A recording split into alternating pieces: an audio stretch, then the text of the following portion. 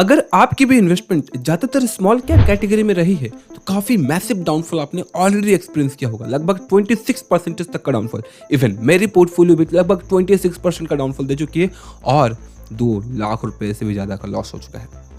But क्या आपकी strategy होनी चाहिए? क्योंकि रिसेंटली अगर देखें तो आईसीआईसीआई के एक एक्सपर्ट के थ्रू से एक जो रिपोर्ट आती है कि अगर आप एसआईपी इन्वेस्टमेंट करते हैं, भले वो मिड कैप हो या फिर स्मॉल कैप हो, आप मार्केट से निकल जाओ, वरना आपको आगे जाकर के और लॉस हो सकता है।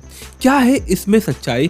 क्या आपको अपने स्मॉल कैप कैटेगरी से सारे इन्वेस्टमेंट निकाल देने चाहिए या फिर आपको एक loyal investor of stock market बनकर कंटिन्यू करना चाहिए? सारी चीजें इस वीडियो में हम डिटेल में समझेंगे। चलिए शुरू करते हैं इस वीडियो को फ्रेंड्स, बिना लेट किया। सबसे पहले अगर बताएं तो मार्केट के तीनों index small cap, mid cap, large cap, तीनों कैटेगरी में जो है कि हमें डाउनफॉल देखने को मिल रही है। इन तीनों कैटेगरीज में वो फेमस और बड़ी बड़ी कंपनियां होती हैं जिनमें आप इन्वेस्टमेंट करने के बारे में सोच रहे होते हैं। अब यहाँ पर अगर मैं स्मॉल कैप की बात करें तो लगभग 26% का डाउनफॉल दे चुका है, मिड कैप में 18 से 19% का डाउनफॉल हो चुका है, लार्ज कैप में लगभग 13% तक का हमें डाउनफॉल देखने को मिला है। ये आज का रिपोर्ट है, आगे क्या होगा कोई नहीं जानता। और ये सिचुएशन सिर्फ हमारे इंडियन स्टॉक मार्केट का नहीं है, इवन अदर कंट्रीज के भी मार्केट का करेंटली एक ओवरऑल अगर देखा जाए तो सेम सिचुएशन बन रहा है। इसके पीछे क्या रीजन है? मल्टीपल रीजन है। सबसे पहला रीजन अगर हम देखें, बार बार यही घूमते हुए देखने को मिल रहा है, यूएस में डोनाल्ड ट्रंप जो बार बार टैरिफ के बदले टैरिफ वाले नियम्स बता रहे हैं या फिर बोल रहे हैं कि गवर्नमेंट्स पर टैक्स लगाया जाएगा या फिर जो अदर कंट्रीज है उन पर टैक्स लगाया जाएगा। इस टैक्स को देखते हुए जो अदर कंट्री के इन्वेस्टर्स हैं या फिर जो FIIs है वो अपना पैसा इंडियन मार्केट में डालने से थोड़ा सा अवॉइड कर रहे हैं। इवन हमने देखा है कि FII की सेल्स आज के दिन पे काफी ज्यादा हमें बढ़ते हुए देखने को मिल रहा है। यहाँ पर इन्वेस्टमेंट कौन कर रहा है? ऑब्वियसली DIs, लेकिन DI की बात करें तो उनके पास भी काफी अच्छा खासा कैश रिच उन्होंने दबा कर रखा है। अभी तक वो मार्केट में उन्होंने पंप नहीं किया है, बट ये पॉसिबिलिटीज बन रही है कि बहुत ही जल्द विद इन 1 वीक और 2 वीक और 1 मंथ के अंदर बहुत सारा पैसा अगेन मार्केट में आने वाला है।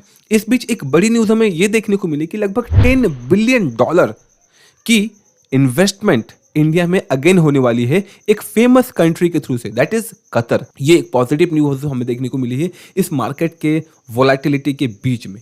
क्या ये इंडिकेट करता है कि आगे जाकर के वापस मार्केट रिकवरी कर सकती है? देखिए, 3 पैरामीटर्स होते हैं हमारे इन्वेस्टमेंट का।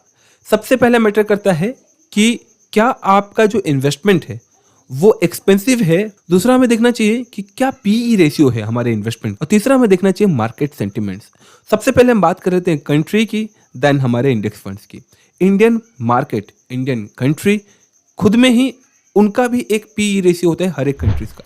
आज के दिन में अगर देखें तो इंडिया का जो PE रेशियो है, PE रेशियो के मामले में सेकंड लेवल पर, सेकंड पोजीशन पर स्टैंड करता है। पहले पोजीशन पर है USA। दूसरा, क्या हमारे इन्वेस्टमेंट एक्सपेंसिव टाइम पर हो रहा है?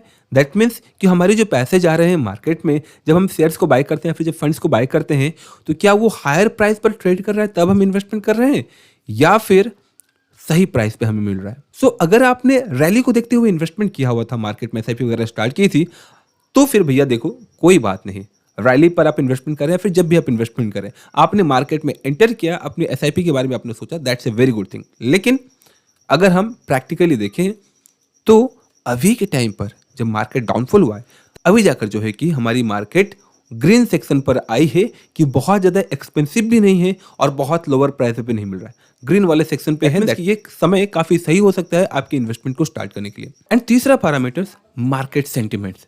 भैया दूसरे को तो आप देख सकते हो, कैलकुलेट कर सकते हो, लेकिन जो तीसरा ऑप्शन है मार्केट सेंटिमेंट्स, इसे समझना काफ़ी डिफिकल्ट है। देखिए, मार्केट सेंटिमेंट्स कब नेगेटिव चल जाए कब पॉजिटिव चल जाए किसी को नहीं पता।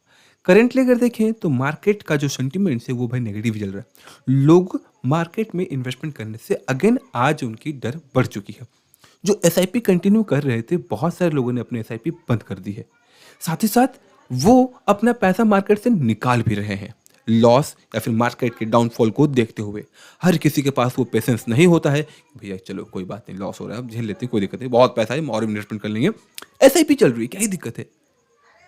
और इसी चीज़ को देखते हुए ICICI के जो CIO हैं वो ये बोलते हैं कि भैया अगर आपका investment plan for next 5 years तक का है या फिर 6 ईयर्स तक का है, शॉर्ट टर्म का प्लान किए हैं अपनी ग्रोथ को लेकर के, इन्वेस्टमेंट को लेकर के, then market is not for you. आप अपना पैसा निकाल करके एग्जिट कर ले।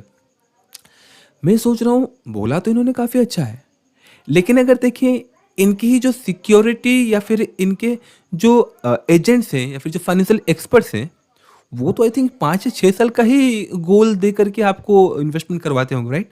22% का रिटर्न्स मिल रहा है, 30% का रिटर्न्स मिल रहा है, 25% का रिटर्न्स मिल रहा है। अगेन उनके ही फाइनेंशियल एक्सपर्ट्स ने ही तो बोला होगा ना आपको कि भैया मार्केट में इन्वेस्टमेंट करो, 5 साल में आपका पैसा डबल हो जा रहा है, 6 साल में डबल हो जा रहा है। और आज के दिन ये व्यक्ति आकर बोलते हैं, नहीं नहीं, 5 साल में पैसा नहीं बनेगा, आपको लंबा सोचना पड़ेगा। पता है ये क्या है? ये है आपको सहानुभूति देना। क्लियरली बोल देना चाहिए कि भैया कीप पेशेंस, राइट? ऐसा नहीं कि 5 साल में नहीं बनेगा, 6 साल में नहीं बनेगा। इसके पीछे का रीज़न ये है कि 1999 से 2002 के बीच मार्केट नेगेटिव रिटर्न दिया था। 2006 से लेकर के 2013 तक अगर देखा जाए, लोगों को नेगेटिव रिटर्न्स देखने को मिला था। अब उसे भी छोड़िए, अगर मैं 2014 से लेकर के 13 से लेकर के अगर मैं 16 तक जाऊँ ना, कुछ खास एग्रेसिव ग्रोथ हमें नहीं देखने को मिला था मार्केट में। And that's the market. और इसी चीज़ों को देखते हुए इन्होंने बोला, भैया 10-15 साल का आप देख कर चलो, 20 साल का प्लान करके चलो, तो ही जो है कि आपको रिटर्न्स अच्छा देखने को मिलेगा। बता दूं, जरूरी नहीं है कि हर बार आपको एग्रेसिव जंप देखने को मिले, जैसा कि आपने कोविड के बाद या फिर 2022-23 के बाद जो आपने देखा था। जरूरी नहीं है कि वही एग्रेसिव जंप हर बार आपको मार्केट में देखने को मिले। तो इसका मतलब ये है कि आपको करेंटली प्रिपेयर होना पड़ेगा अगले 1-2 महीने तक ये नेगेटिव प्रेशर को झेलने के लिए। ये भी हो सकता है कि आपने जो ऑल टाइम हाई देखा था 26,000, वो साइड अगेन 26,000 को टच करने के लिए मे बी 6 महीने या फिर 1 साल टच लग जाए। ऑलवेज एक बात को ध्यान रखिएगा, एज एन फाइनेंशियल एक्सपर्ट बता रहा हूं आपको, अगर कोई भी आपको क्लेम करता है भैया ये एक लोअर पॉइंट था, इसके बाद तो मार्केट पक्का ऊपर जाएगा ही जाएगा, कभी उसकी बात का विश्वास ना करें। बिकॉज कोई भी प्रिडिक्ट नहीं कर सकता है कि मार्केट का लोअर पॉइंट क्या है एंड हाईएस्ट पॉइंट क्या है। क्योंकि जब मार्केट 26,000 को टच कर चुका था, उस समय लोग प्रेडिक्ट कर रहे थे या फिर जो फाइनेंशियल एक्सपर्ट्स वो प्रेडिक्ट कर रहे थे, भैया 2025 पहुंचते पहुंचते तो ये 27,000 निफ्टी 50 पहुंच जाएगा, 28,000 तक पहुंच जाएगा। मतलब इस प्रकार के बहुत सारे जो है कि एजम्पशन की जा रहे थे। बट हुआ क्या? एकदम उल्टा। 200 से 300 पॉइंट के आसपास निफ्टी 50 की बात कर रहा हूँ मैं, डाउनफॉल हमें देखने को मिला है।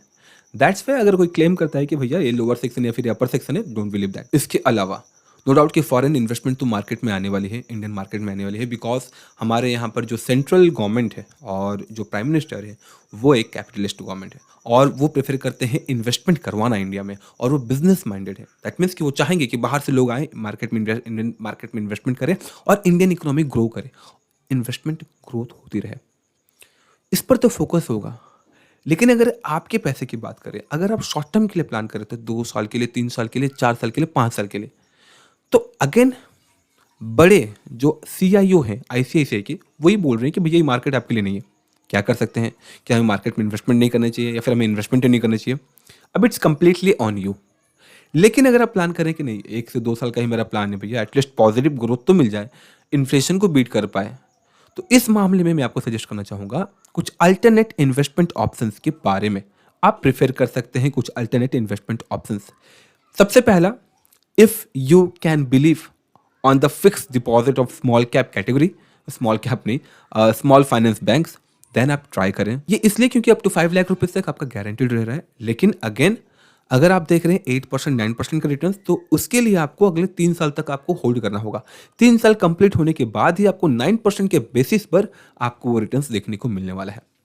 दूसरा, जो मैं मोस्टली आजकल थोड़ा अपने इन्वेस्टमेंट को डाइवर्सिफाई करके रिटर्न्स कमाने की सजेस्ट कर रहा हूँ या फिर प्रेफर करता हूँ, दैट इज ग्रिप इन्वेस्टमेंट का प्लेटफॉर्म। ग्रिप इन्वेस्टमेंट पर ना आपको मल्टीपल इन्वेस्टमेंट ऑप्शंस देखने को मिल जाता है, जैसे कि कॉर्पोरेट बॉन्ड्स, एसडीआईस या फिर बास्केट ऑफ कॉम्बिनेशन। एसडीआईस भी रहती हैं, इसके अलावा कॉर्पोरेट बॉन्ड्स भी रहता है, और इसके अलावा आपको जो है कि छोटे मोटे इन्वेस्टमेंट्स भी देखने को मिल जा रहे हैं।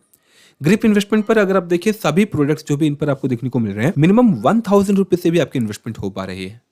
यहाँ पर आपको रिटर्न्स अप टू 14% तक देखने को मिल जाता है। चलो 14% ही छोड़ देते हैं, अगर हम एक रेप्यूटेड कॉर्पोरेट बॉन्ड को भी देखें ना, तो लगभग आपको 12 to 13% या फिर 11% तक का भी आपको रिटर्न्स देखने को मिल जाता है।